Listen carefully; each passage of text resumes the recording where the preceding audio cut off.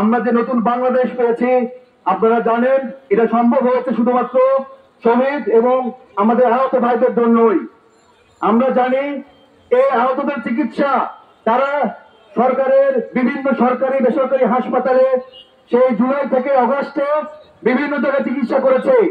অভ্যুত্থানের মধ্য দিয়ে তারা যে তাদের যে কষ্ট, এই কষ্টের জন্য তারা যে সুচিকিৎসা থেকে বঞ্চিত হচ্ছে তার প্রমাণ আমরা ঢাকা মেডিকেল কলেজে দেখতে পাচ্ছি।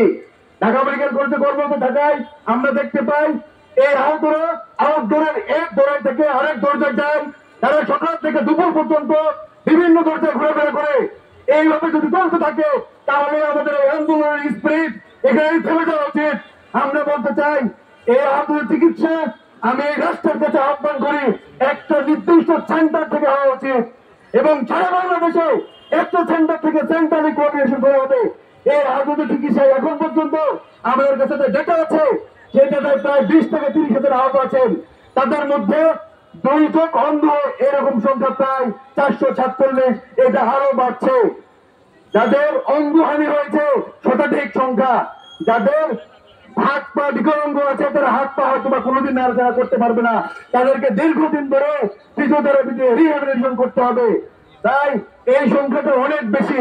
আমরা তাদেরকে বিভিন্ন ক্যাটাগরিতে জাতীয় নাগরিক কমিটির পক্ষ থেকে আমাদের যে হেলথ টিম কাজ করছে স্বাস্থ্য বিষয়ক উপকমিটির সাথে এবং সরকারের বিভিন্ন লেভেল থেকে আমরা কথা বলছি যে এই সংখ্যাটা অনেক বেশি এবং এটাকে কনসার্ন করে একটা সেন্টার থেকে সরকারকে আমি বলতে চাই একটা সেন্টার থেকে এটা কোঅর্ডিনেট করতে হবে এবং অনতিবিলম্বে আমরা বলতে চাই যদি এটা আমরা না করতে পারি তাহলে আমাদের জাতির কাছে আমরা জবাব দিতে পারবো না।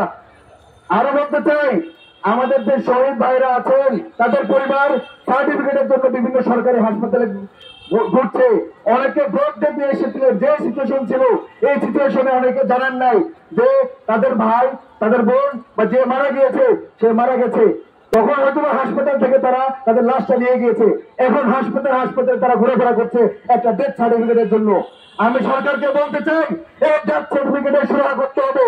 তারা হাসপাতাল থেকে ঘুরবে না, একটা সেন্টার থেকে ঘোষণা আসবে এবং যারা এরকম ব্লাড ডেথ নিয়ে পুরো ডকুমেন্ট ছেড়ে চলে গিয়েছে তাদের ডেথ সার্টিফিকেট অতিবিলম্বে ব্যবস্থা করতে হবে এবং শহীদ এবং যারা আহত আছেন তাদেরকে একটা সেন্টার থেকে কাজ করতে হবে। আমরা স্টাডি করেছি আমাদের হেলথ টিম, আমরা টোটাল 11টা সেক্টরে ভাগ করেছি। নিউরোসার্জারি, অর্থোপেডিক্স, ক্যাজুয়ালিটি, অপথলমোলজি সহ ফিজিওথেরাপি, ফিজিক্যাল মেডিসিন এবং সাইকিয়াট্রি সহ দীর্ঘকালীন নিউরোবিশের জন্য যে কাজ করার জন্য বিভিন্ন সেল গঠন করা হয়েছে। অনতিবিলম্বে যে ভিজুয়াল হবে এবং একটা সেন্টার থেকে কাজ করে এটা কোঅর্ডিনেট করতে হবে।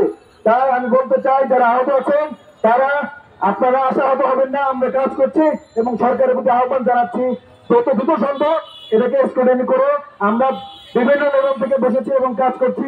যত দ্রুত সম্ভব এটা একটা সেন্টার থেকে কাজ করে শুরু করতে হবে এবং তাদের রিহ্যাবিলিটেশন ব্যবস্থা করতে হবে।